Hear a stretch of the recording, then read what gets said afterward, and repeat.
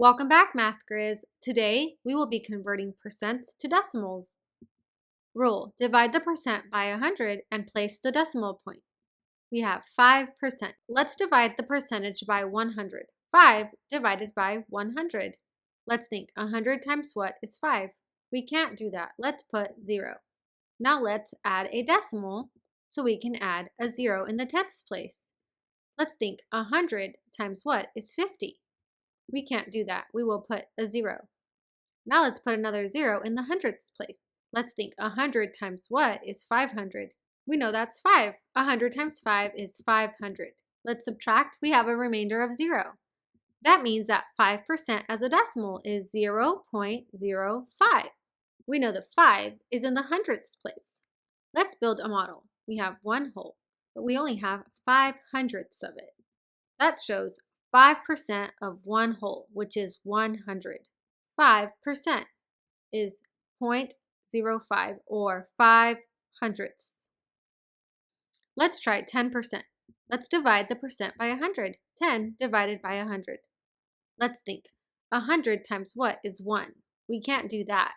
Now let's think, 100 times what is 10? We can't do that. So let's place a decimal and add a 0 in the tenths place. Let's think, 100 times what is 100?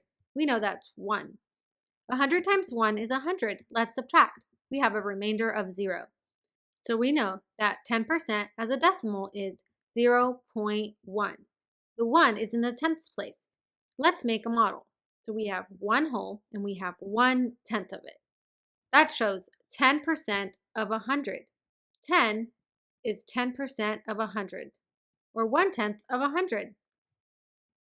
25%. Let's divide it by 100. 25 divided by 100. Let's think, 100 times what is 2? Nothing. 100 times what is 25?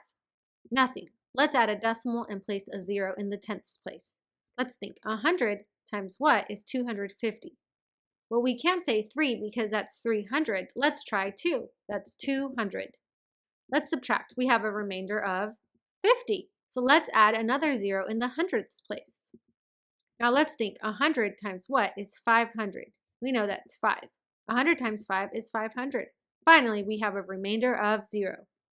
That means that 25% as a decimal is 0.25. We have the tenths place and the hundredths place. Let's create a model. We have 2/10 and 5/100ths. That shows 25% of 100.